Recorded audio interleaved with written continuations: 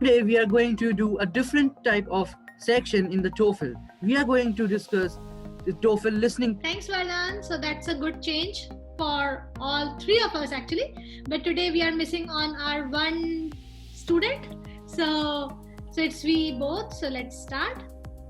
Excuse me, are you very busy right now? Not at all. Come on in. I wanted to talk to you about my paper. I have a big problem. Oh, really? The paper that's due tomorrow? I suppose you're looking for an extension? Well... Look, I know you're probably very busy, and maybe you've got 2 other papers due on the same day. Or maybe you have 3 midterms. I've heard it all before, okay? The fact is, you've known about this paper for 6 weeks. If you left everything until the last minute, you're just going to have to live with the consequences. I take off 2 points per day. I didn't leave anything to the last minute. My paper was finished and it was saved on my laptop. Last weekend my roommate had a party and somebody stole my laptop. I can tell you all about the paper. I'm just going to need some time to write it up again. Oh, I see. Well, that's very unfortunate. You should always keep an extra copy of everything that you have on your computer. Yeah, I know. Did you, report it to the police? Yes, I have the police report right here, if you don't believe me. Oh, that won't be necessary. Why don't you just tell me a little bit about your paper? Sure, no problem. What I did was I basically outlined the history of psychology going back to the Middle Ages. I tried to show how society's definition of what is normal or abnormal has changed drastically over time. It's also different in different cultures.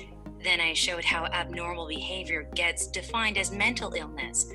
Now, I think the problem with that is that something that was considered abnormal 30 years ago might be considered perfectly normal today. Yes, I think I can think of a few good examples. Oh yeah, there are tons. So now we look back and say, no, those people were not mentally ill. Well, are we making the same mistakes today? So, what I was trying to say in the paper is that the way that we study and treat mental illness is problematic. How so? Well, we treat mental illness like it's a disease. However, we are talking about behaviors, and if one behavior is abnormal in one culture but perfectly normal in another, how can we call it a disease? That sounds like a very interesting paper. I look forward to reading it. Do you think you can get it to me in a week? A week? That shouldn't be any trouble at all. Thank you so much. Not to worry. Sorry, I was so hard on you when you first came in. I should have listened to what you had to say before I jumped to any conclusions. I understand. You probably have students asking you for extensions all the time. Yes, it gets a little trying. It seems like no matter how much notice I give to students, there are always a handful that come in the day before the paper is due, looking for an extension. Well, thank you for being so understanding. I'll get the paper to you within a week. I look forward to it. And good luck getting your computer back. Thanks. Now get ready to answer the questions. You may... So Vardan, you can just write A, B, C, or D. And so all the answers are given below this video, so we can check it later. Or maybe after each section, we can actually check our answers. So let's do all 5 of them. Use your notes to help you answer. Number 1. Why does the woman go to see her professor?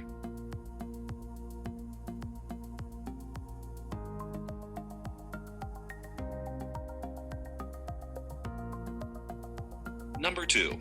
What is the woman's problem with her paper?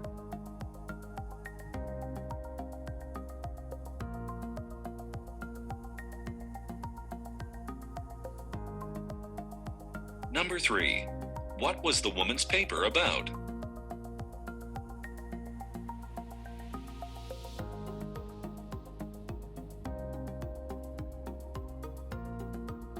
Listen again to part of the conversation. Then, so this is actually going very fast.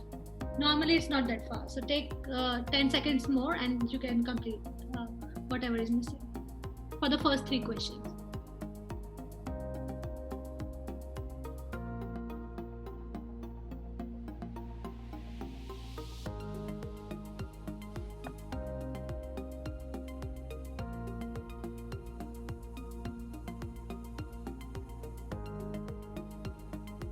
whenever you're ready, we can move forward. Okay, I'm ready. Answer the question. Oh, really? The paper that's due tomorrow? I suppose you're looking for an extension? Well, Look, I know you're probably very busy, and maybe you've got 2 other papers due on the same day, or maybe you have 3 midterms. I've heard it all before, okay? Number 4. What can be inferred about the professor?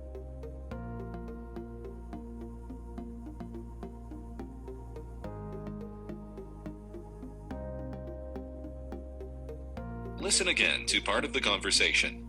Then answer the question. yes, I have the police report right here, if you don't believe me. Oh, that won't be necessary. Why don't you just tell me a little bit about your paper? Number 5. Why does the professor say this? Oh, that won't be necessary. Why don't you just tell me a little bit about your paper?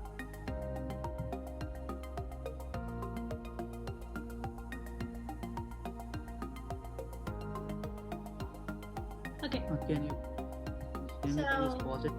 It's the last question. Yes, sure.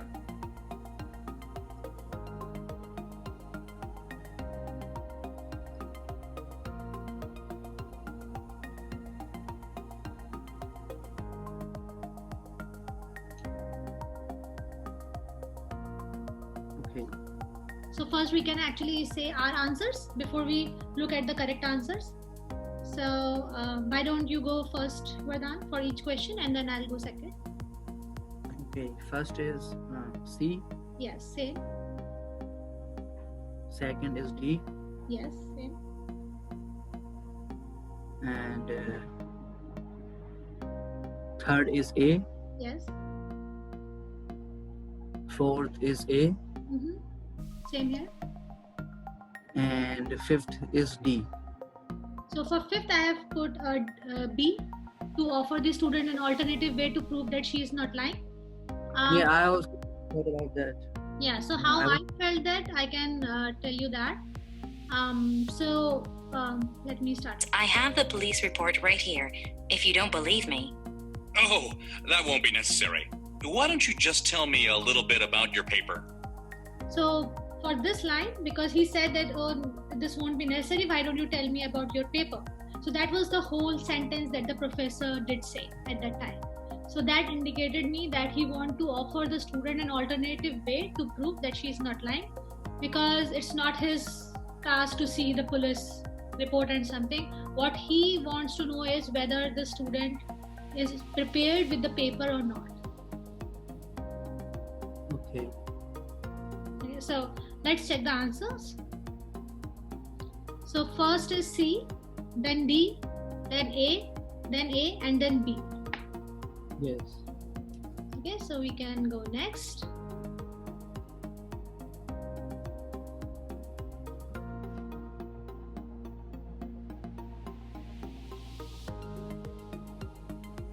Listen to part of a lecture in an anatomy class.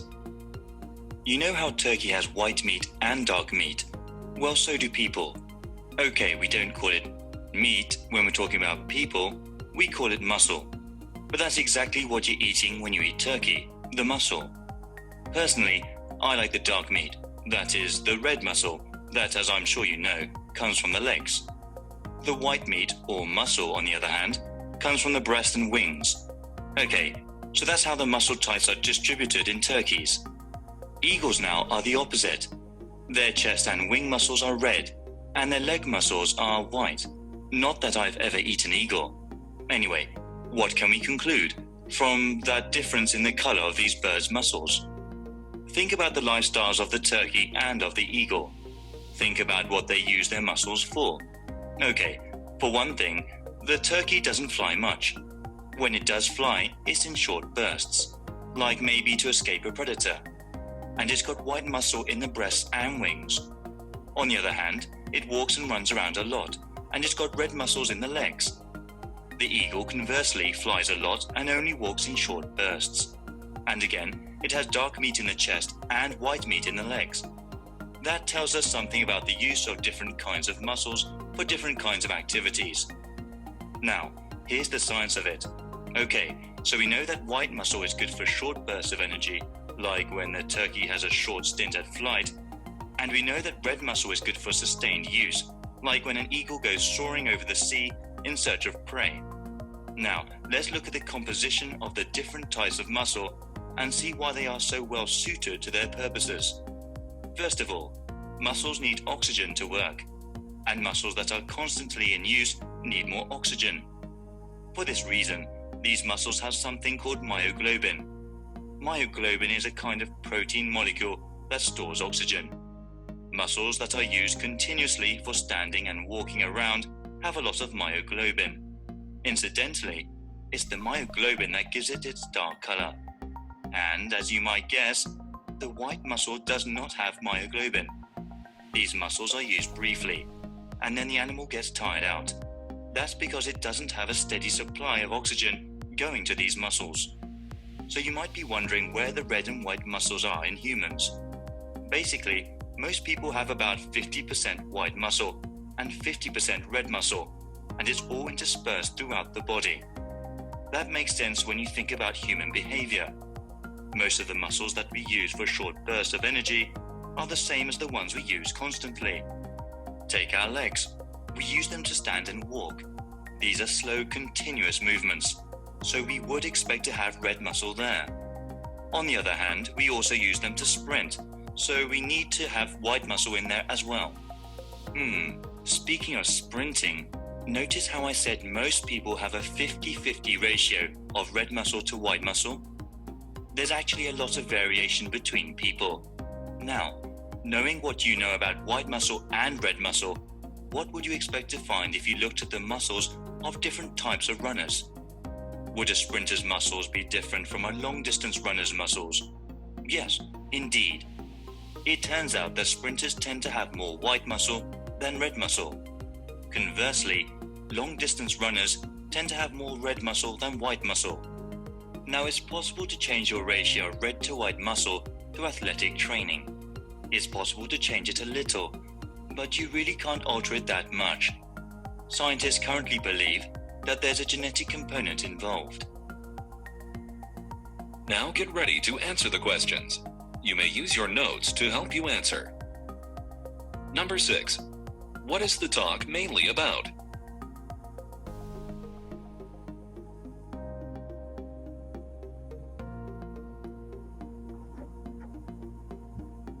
Number 7. How does the professor introduce the two different types of muscles?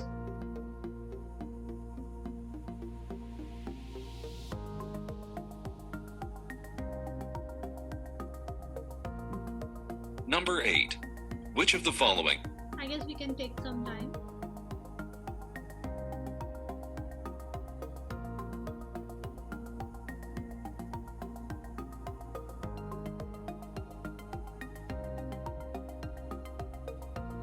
Should I go forward? Is not mentioned as a difference between white muscles and red muscles.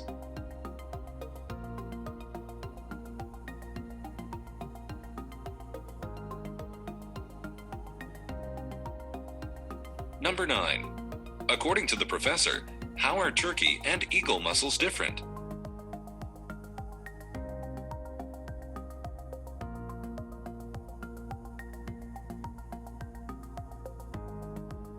Listen again to part of the lecture. So we can pause here for next 15 seconds.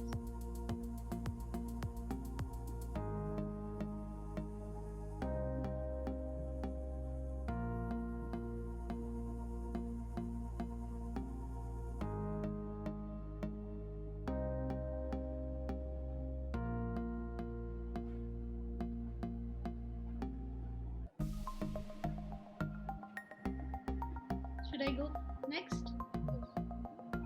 Then answer the question. Speaking of sprinting, notice how I said most people have a 50-50 ratio of red muscle to white muscle? There's actually a lot of variation between people. Now, knowing what you know about white muscle and red muscle, what would you expect to find if you looked at the muscles of different types of runners? Number 10.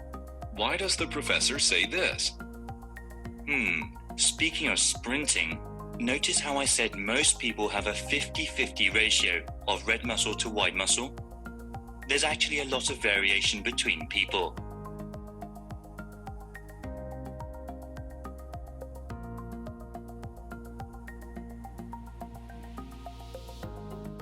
Number 11. What does the professor imply when he says this? Now it's possible to change your ratio of red to white muscle through athletic training. It's possible to change it a little, but you really can't alter it that much. Scientists currently believe that there's a genetic component involved.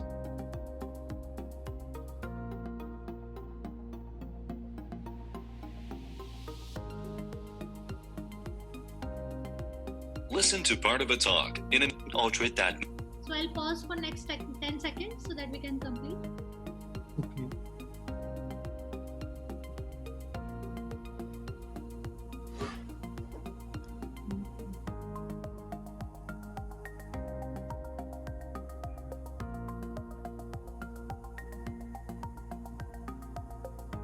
So whenever you are ready, we can discuss our answers. So you want to go first for that? Please give me 5 more seconds. Sure. Take your time.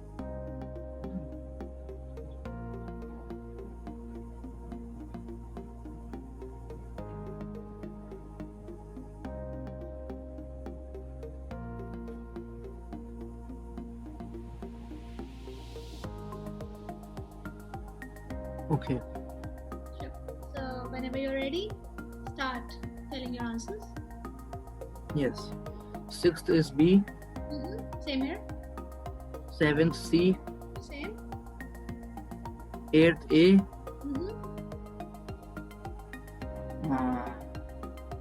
No, it's not A, I think. Oh yes, it's A. And 9th is D. So you have marked 9th as D. I have marked 9th as C.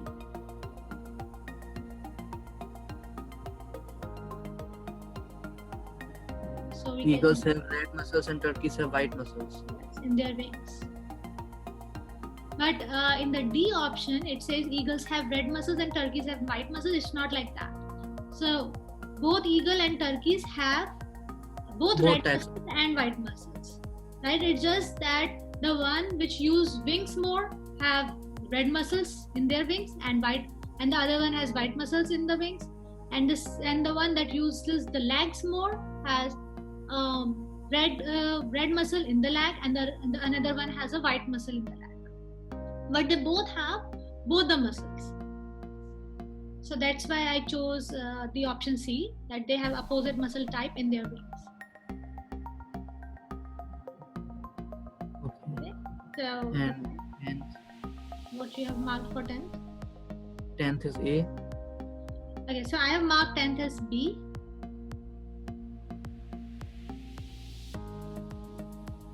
So because let me play the recording again. and eagle muscles different?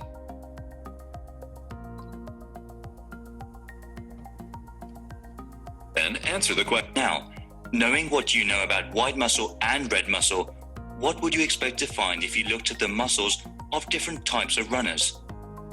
Number 10. Why does the professor say this? Speaking of sprinting, notice how I said most people have a 50-50 ratio of red muscle to white muscle? There's actually a lot of variation between people.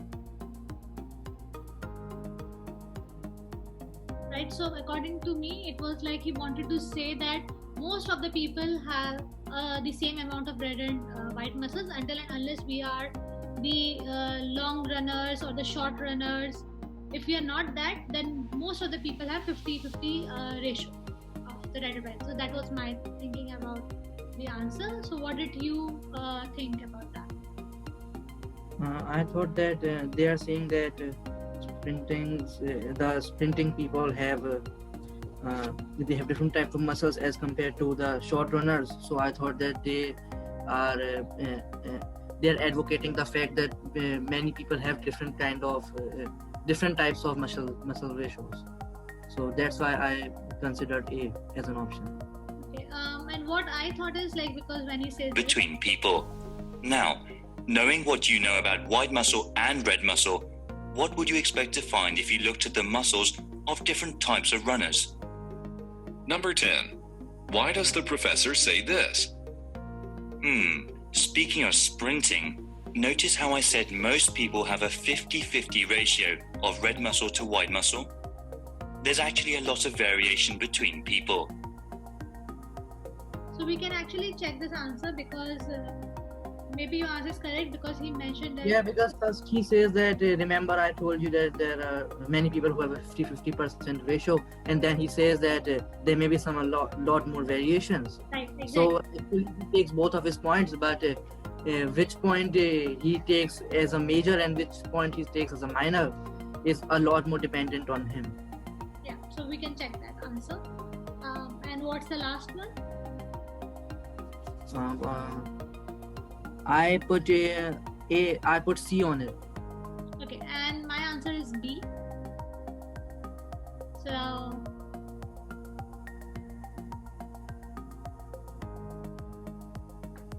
because let me start the. It's possible to change it a little. What does the professor imply when he says this? Now it's possible to change your ratio of red to white muscle through athletic training. It's possible to change it a little, but you really can't alter it that much. Scientists currently believe that there's a genetic component involved. I guess your answer is correct. I understood a way completely opposite. Let's check the answer. So for 6th, it is B, then C, A, C, and for 10th, it is A, so you marked it correct. And then for 11th, you marked C. Yeah. So your answers were correct, and my 10th and 11th was wrong. But can you consider 9th once more? Yeah, it was yours that they have opposing muscles in their veins. Okay. Yes. So not your point. Yeah, because Great. yeah, you did a good job with that. It was a great experience. Yes, it was And really we have good. learned a lot of things about it. And today we did a relatively difficult passage as compared to the others which come in the listening section of the TOEFL, and it was a nice experience to learn more of the TOEFL learning test with you. Yeah, And same I here. would like to thank you for your expertise and for your effort. Yeah, thanks, Vardhan. Same here. I would like to say the same for you too. And you really did great. So yes, I accept that these paragraphs were a little bit on the complex side, and even the topics were not very ordinary topics or ordinary conversations. They were all very scientific conversations. So yes, we did great, and we both hope that our viewers would also achieve something good from this video.